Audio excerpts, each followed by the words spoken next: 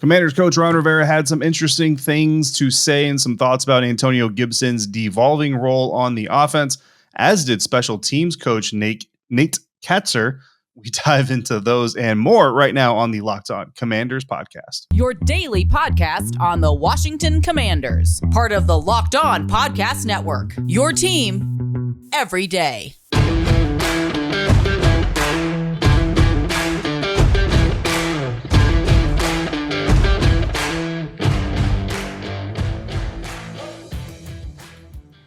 Welcome in, Commanders fans, to the Locked On Commanders podcast, part of the Locked On Podcast Network, your team every day. We are your daily podcast covering the Washington Commanders. We are free and we are available on all platforms, and we thank you for making us your first listen or view of the day. Whether you're doing so on YouTube, your favorite podcast platform, or the WUSA 9 Plus app, your CBS affiliate in Washington, D.C. streaming app that changes the face of local news and sports in the DMV. Download the WUSA 9 Plus app now from your Roku or Amazon Fire TV stick. I'm David Harrison, covering the Commanders for Sports Illustrated's Fan Nation, and my co-host Chris Russell, the Rooster, one half of the Russell and Medhurst Show on the Team 980. Find Chris and Pete there Monday through Friday from 9 a.m. to noon Eastern, or anytime along with this show on the Odyssey app. When we're not there or here, you can find us on Twitter. I am at DHarrison82. Chris is at WrestleMania621, and the show is at LO Commanders. All right, indeed, David. Thank you very much. And again, we thank you guys for being a part of the show and for making us your first listen and view of the day. We are brought to you by our friends at Elias and the Elias Sports Bureau. Their app lets you access team and player stats, head-to-head team comparisons. Give yourself the edge this NFL season. Find Elias Game Plan in the App Store or Play Store today. Coming up, we'll tackle the playtime game plan at Saturday's regular season probable tune-up finale for most of the important players at Arrowhead Stadium in Kansas City. But first, David was at practice on Thursday at Command Central in Ashburn. And David, we start with where we've probably focused most of our time, at least in the last couple of days, and that's Antonio Gibson. A lot of talk, and obviously we've talked about it all. I know you noted some things on number 24 and his role and how he was used. Yeah, it's definitely been Antonio Gibson week, but not for the right reasons, not for the reasons that you want. But yeah, so, basically the same story as it was the rest of the week for the final practice of the week. Antonio Gibson and Brian Robinson both getting worked in with the first team. I will say that I noted that Antonio Gibson was the first back on the field for practice for the first team, and then Brian Robinson came in and got a heavy workload as well. J.D. McKissic not on the field. We'll talk about that here in a minute. So he wasn't in that rotation. But, it's kind of been the same. But then when they broke into the special teams session, again, AG was back there in the punt personal protection package. But listen, something that I had noticed on the practice field and had mentioned to some people I was standing around with that I really wanted to kind of emphasize here. So I was on 106.7 The Fan last night with our friend Linnell, and we kind of started talking about Antonio Gibson, obviously a very hot topic, and I kind of emphasized it there as well. And I want to make sure the fans understand this. Like, Antonio Gibson, he's not pouting. He's not in a bad mood. Like, he still comes out on the practice field every morning. He's smiling. He's joking around with his coach. He's joking around with his teammates. And look, when he's in there in practice, I mean, granted, only one day of pads this week, but when he's in there doing his protection assignment, he's doing his protection assignment. He's doing his thing. And when it comes time for him to release downfield in pursuit of the punt, he goes and he runs, and he's one of the first guys down the field, like he should be with the rest of his teammates. So there might be some fans out there who kind of feel a certain kind of way about maybe Antonio Gibson. Last year should be last year. There's only one fumble this year. That's not fair, type of thing. And, listen, I'm not going to tell anybody that what they're feeling is wrong. But what I will say is that AG24, the player himself, the man himself, he is taking everything very much in stride. And I go back to Wednesday's practice when he was back there getting coached up on kick returns. Like, this wasn't a guy who was being forced to digest something. This was a guy who was sitting there. He was bending the ear of his coach. He was listening to everything. And you could see him registering all the information. Like, this is a guy who is handling things very professionally.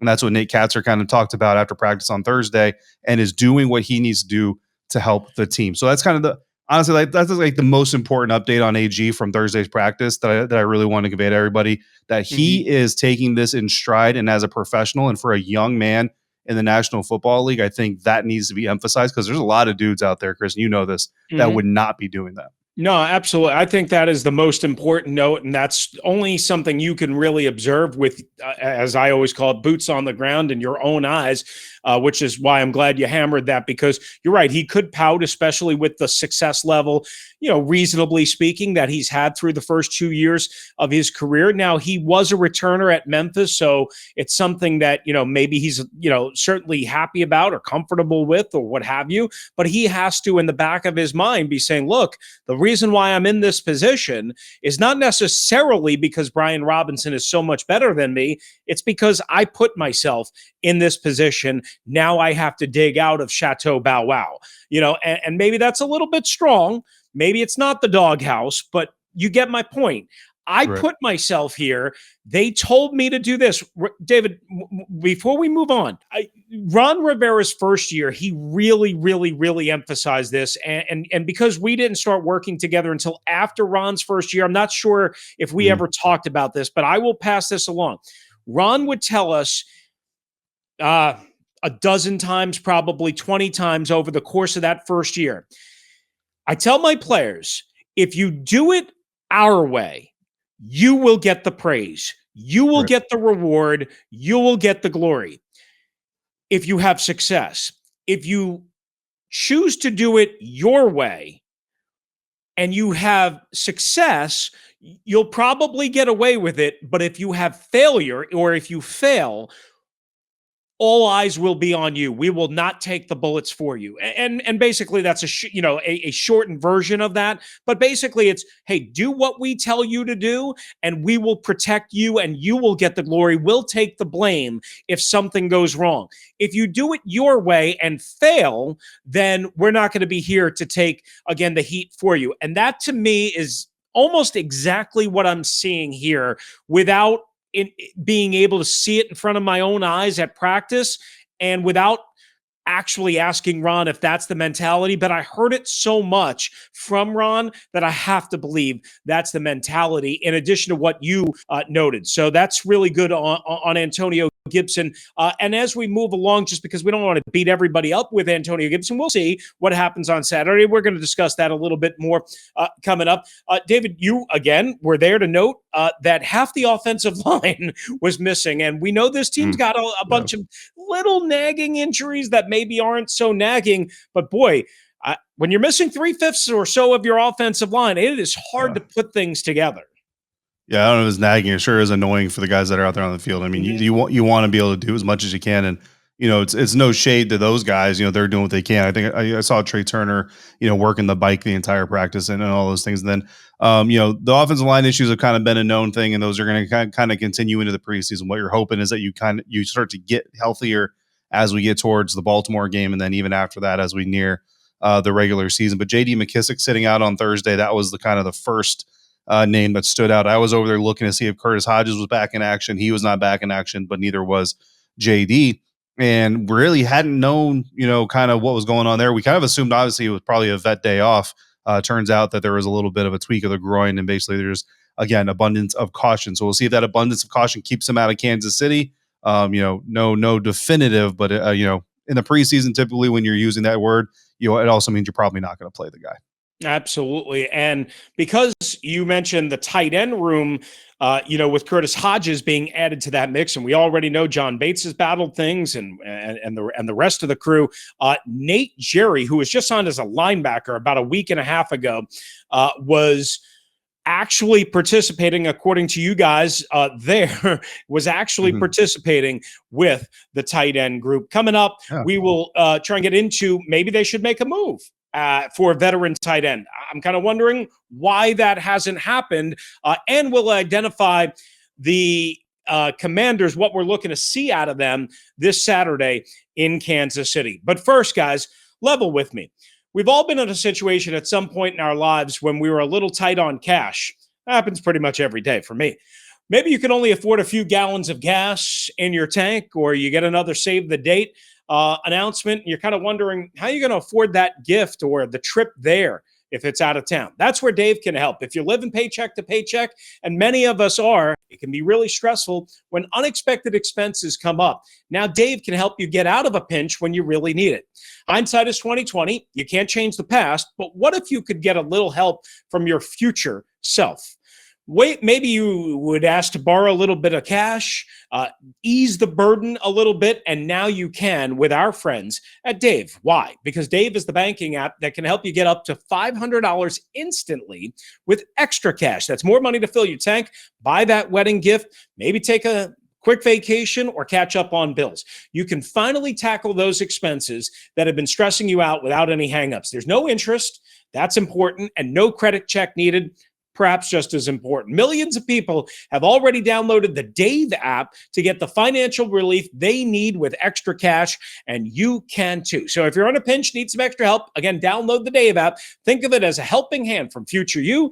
That's DAVE. Sign up for extra cash account. Get up to $500 instantly. For terms and conditions, go to dave.com/legal. Instant transfer fees apply. Banking provided by Evolve, member FDIC, and of course, future you will thank current you. All right, thanks once again for making the Locked On Commanders podcast your first listen or review of the day. Who is David looking for this coming Saturday afternoon? We'll find out in a bit. But first, we talk about Ron Rivera's plan to play the first team offense in the first half on Saturday at Arrowhead, and what is likely, not definitively, but if we use last year as a template, David, they didn't play in the third and final preseason game against Baltimore at FedEx Field. And maybe that was a good thing because the Ravens had several key injuries, including J.K. Dobbins, in that particular game. So I ask you this. Should they play more than the first half if, let's just say, they're struggling, they don't look sharp, they're not crisp, maybe they score a field goal or two, but it just doesn't look like a well-oiled operation on offense? Yeah, I think, the question of how much starters should play in the preseason and how much in a single game and all that, like it's always an interesting conversation, right? And I go back to even when I was younger, to be honest with you. I don't remember, which coach or which team I had observed the practice through, but I always liked seeing the starters run the first half, go into the locker room, come out, and each first team, so first team offense, first team defense, each get a series in the second half. Come out of the locker room at halftime, go through your adjustment period, come back out, get warmed back up, and get on the field again, and kind of get used to doing that routine together. Because after that, it's just football again, and then you wind down at the end of the game. So, and that's not to discount the second half of football, or anything. It's obviously very important. But for me, when you come to that dress rehearsal, quote unquote, if you're going to rehearse everything. And the only thing you don't really need to rehearse is getting off work. Like, nobody needs to practice. Like when you start a new job, nobody gives you a training class on how to be off of work. At the most you get taught how to clock out. But once you clock out, once the shift is over, you know what to do, right? You walk to your car, you go home, and you try to relax as much as possible, prepare for the next day. So that's what I like. You know what I mean? But there's an inherent risk to that too. I mean, to me, there's no right answer. The only right answer you're going to get, you're never going to find out if it's the right answer till you're done. Because again, the Baltimore Ravens, right? There were probably a lot of people who were like, oh man, they're going to play their starters in the third preseason game. That's super smart. Get them some more work, and then J.K. Dobbins goes down and it's, oh, you're dumb and you shouldn't have done that. And I can't believe you made that decision, So, I mean, hindsight is going to dictate whether or not you made the right decision. I mean, if the starters play 2 series, nobody gets hurt, and then you come out and start the year and everybody looks like doo-doo and is rusty, what's everybody going to say? Should have played more in the preseason, right? But if you play them 3 series and someone gets hurt, then you played them too much and you shouldn't have done that. So right. I have my preference, I guess, but I will fall short of saying that Ron Rivera or any other head coach for that matter is wrong in their method. Yeah, here's the thing. I would like them to play into the third quarter because, again, I don't think they're going to play next Saturday in Baltimore. So like you, kind of come back up, see if you can get the oil running through the engine a second time, not just at the first part of the game when you're fresh, but maybe when your body is worn down a little bit, see how you respond mentally, physically, emotionally. Do you come out, create a turnover? Do you come out sloppy and making all sorts of mistakes? So I would like them to play into the second half. I don't know if that's going to happen. Again, based on what Rivera said to you guys on Thursday, that's probably not going to happen, but maybe it does. So here's another question as a follow-up. What if they look really sharp on offense? First team offense comes out and say they run all down the field, right? A couple of touchdowns, and say they score 14 points and we're early to mid second quarter. Do you shut it down and bring in Heineke and the second team offense to A, preserve and protect, B, to get them some more work, because now you've seen 3 touchdown drives spanning, their last drive last Saturday against Carolina, and say like 2 touchdown drives on maybe their first 3 series at Arrowhead. Yeah, I mean, if you go down the field twice against, Kansas City's first team defense and you put touchdowns on the board and it's pretty clean and all that stuff, I think you got to start thinking about shutting it down a little bit earlier. I think you got to start taking that and kind of maybe, walking away with the win, right? Let's use a gambler's turn, walk away while you're up, type of deal. And again, is it more important to start fast in the second half or start fast in the first half? I think if you poll 10 people, you're probably going to get 6 answers one way, 4 answers the other. So it's debatable, but I mean, to me as a coach, I think, in the preseason, this is like you said, you have 3 drives in the first game. So you're based on about your 4th and 5th drives completely against live opponents. Like that's a half of football, right, Chris? Like that's just one half of football. If you see your first team offense put up 3 touchdowns and a half of football, you feel pretty good about where you're at. I think you probably shut it down at that point. All right. We touched on J.D. McKissic. We don't know his status going into Saturday. He did have the tight groin, as we mentioned. It would seem to me, David, again, not trying to play doctor on the podcast, Dr. Oz, Dr. Doofenshmirtz, whatever. That's a Phineas and Ferb reference because I had young kids. For those that don't know what that reference is, I'm not a doctor. You're not. We don't know what's going to happen, but I would not play J.D. McKissic if there's any concern, and clearly there was enough of a concern on Thursday. So if we are to assume that J.D. McKissic does not play, who should be, in David Harrison's eyes, RB1 starting Saturday? The first running back in should be Antonio Gibson. Ooh. So, but here's the problem with that question. It's really 2 different answers, because one answer is Antonio Gibson, one answer is Brian Robinson Jr. The reason it's Brian Robinson Jr. is because Antonio Gibson has shown that he's got a problem holding onto the ball. Brian Robinson, in a very short span, has shown you that he is going to be a very good back for you. So let's see if he can get us started quick. Again, what's better, starting fast in the beginning of the game or starting fast after the half? I would say starting fast in the beginning of the game, right? That's my personal theology. I want to see if this rookie can help us get there. You know what I mean? Now, what is that going to bring with it? Antonio Gibson's been benched. Brian Robinson Jr. is the number 1 running back after just 1 preseason game. All the other stuff that comes along with it, right? For me personally, I'll take it. Fine. I'll deal with it. I'll give you the answers, whatever. I think Antonio Gibson, though, from a business perspective, for all those reasons I literally just talked about, is the RB1. And I lean on practice for that very logic, because, again, even on the day where he got reps with the third team, Antonio, he was still the first back on the field with the first team. So I think there is a very intentional thing going on here from the coaching staff. It's like, look, AG needs to be the first guy on the field in running backs. Very next snap might be Brian Robinson. Like AG might get the first snap. Brian might get the next 5. You know what I mean? But at the end of the day, when you go to the box score, who's going to have a number 1 in the GS for games started? Antonio Gibson. If JD is healthy, honestly, Chris, I think it's JD McKissic.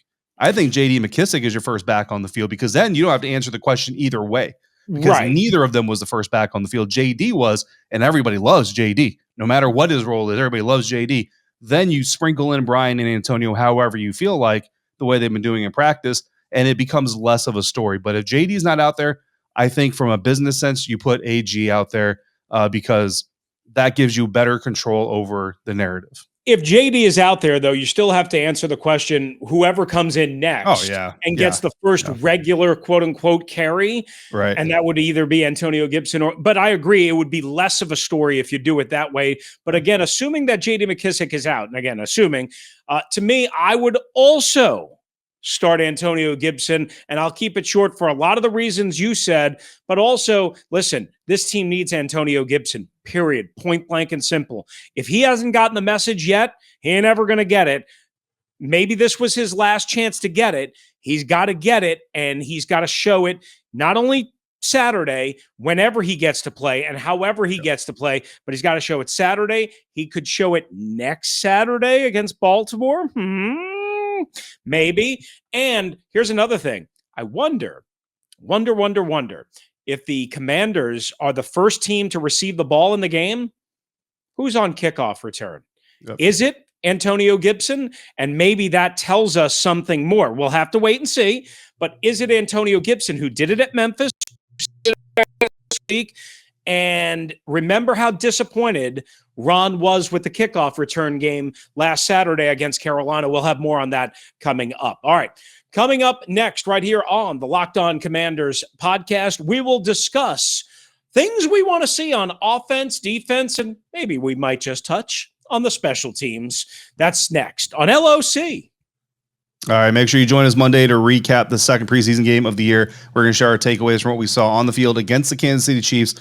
Sure to be some twists and turns in that game, Chris, as we saw in the first one, because life, honestly, is always full of twists and turns. And it's important in life to show up for yourself. BetterHelp Online Therapy will assess your needs and can match you with your own licensed professional therapist in less than 48 hours if you need them. In my first career, I experienced a wide array of both good and bad stresses. And with all of those things jumbled up inside of me, sometimes it was just very helpful to go talk to a trained professional so I knew my mind was in the right place. BetterHelp is not a crisis line. It's not self-help. It's professional therapy done securely online, available to people worldwide. You can log into your account anytime and send a message to your therapist. You can schedule weekly video or phone sessions so you don't have to be on camera if you don't want to be. And getting therapy every week is as easy as a few clicks on your laptop or phone. With therapy, it can take a few tries to find the right fit for you.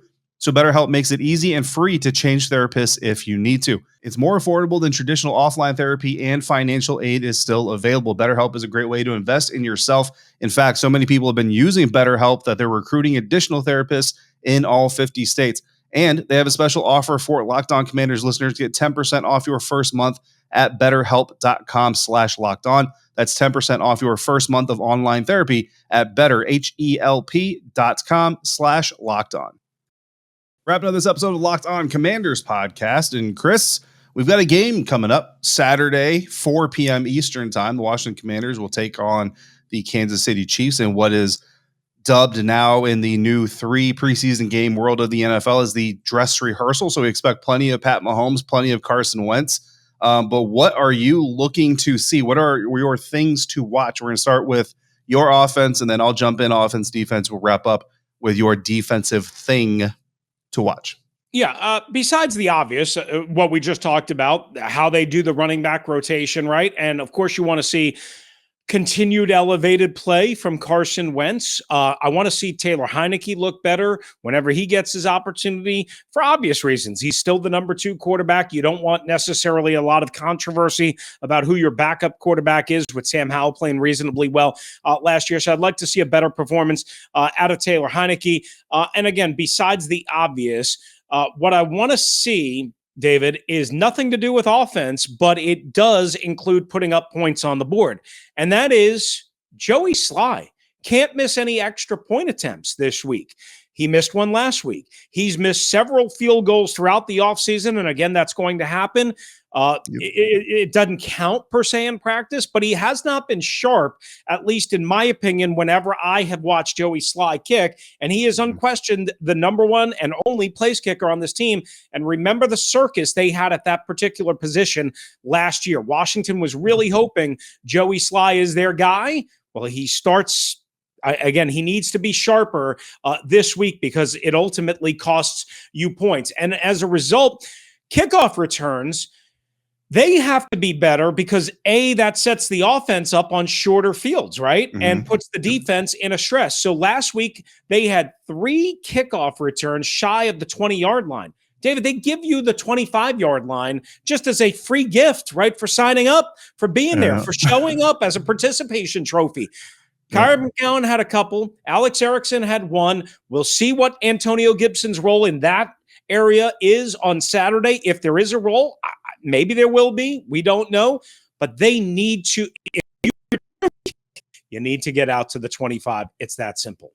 Yeah, absolutely. We need the Chiefs. If they win the coin toss, we need the Chiefs to choose to kick. We need to see what happens on that opening kickoff. So that's a good thing to watch, obviously, and yeah, definitely, obviously has an immediate impact on the offense given where they start on the field. My offensive player that I'm watching, what I'm watching for in the Washington offense, it's low hanging fruit. It's what we've been talking about all week, but it's what we've been talking about all week for a reason. And I'm watching Brian Robinson Jr., the running back out of Alabama, the rookie third round draft pick. Look, bottom line is you don't draft a running back in the third round of the NFL draft unless you plan to use them. So the Washington Commanders plan to use this kid regardless. Now you have the fumble issues again in practice and in the first game from Antonio Gibson stacked upon what happened last year, and you have even more. Now Antonio Gibson's getting special teams rep. He's getting other reps. Brian Robinson is getting first team reps. Here's the thing, though, to kind of emphasize some of these differences.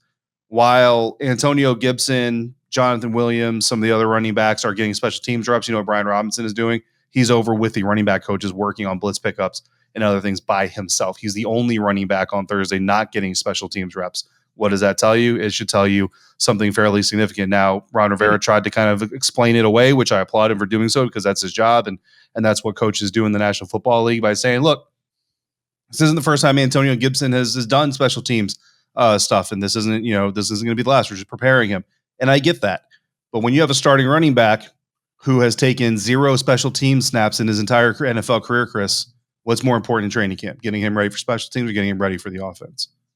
Getting him ready for special or not special teams, right? So I'm not calling Ron Rivera a liar. I'm just saying it seems like those priorities might not be what is the reason behind why we're doing what we're doing.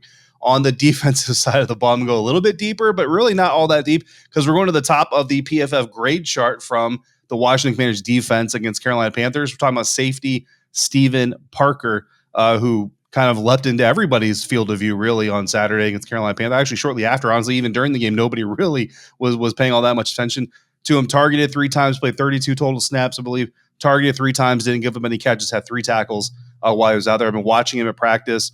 Today, Ben Standing and I were standing in the back of the end zone during red zone drills, and he was talking about how he's been watching him or intending to watch him as well. He looks smooth, Chris. He looks like a good player. I'm not saying he's going to be the next Bobby McCain or unseat Bobby McCain or Percy Butler or anything like that, but there has been some concerns about the depth in the secondary, and Steven Parker looking like a guy. I mean, he's not inexperienced. He's played for 3 teams in 3 years. He's played with the Cowboys and the Giants most recently before he was here in Washington, so this isn't a guy off the streets necessarily, but looking forward to seeing what he can do in back-to-back weeks. Let's see if you can produce the way you did in week 1 in week 2, or if that was a flash in the pan. Maybe also part of the reason why Troy Apke was released as Right. early as he was on a Tuesday. So my defensive thing to watch is not going to be a player specifically. It's going to be, will the defense, David, be better on third down overall? They were not last year, as we know. Last week, they were 11 of 18, so that's over 60% allowed on third down. Simply cannot happen. Several were of the 3rd and 4th, 3rd and 5 variety via the run. Several were of the 3rd and long variety via the pass. Cannot happen. Have to be better. Simply put, you got to get off the field on third down. It's got to start against a good Kansas City offense still, even without Tyreek Hill. Also, the second team defensive line, will they get ambushed off the line of scrimmage like they did at times early in the third quarter by the Carolina backup offensive line, by a Kansas City offensive line, and running attack that looks to be a little bit more physical based on what I saw out of the Chicago Bears, a little bit more north and downhill as opposed to the slash and kind of mix that you normally expect from Kansas City. So we will keep an eye on that. All right. Thanks again, Commanders fans, for making the Locked On Commanders podcast your first listen and your first view of the day. Now make your second listen and view. The Locked On NFL experts and insiders keep fans dialed in with the biggest stories and all the latest news from around the NFL, because training camp and preseason, they are wide open for business, and we are getting down to the nitty-gritty.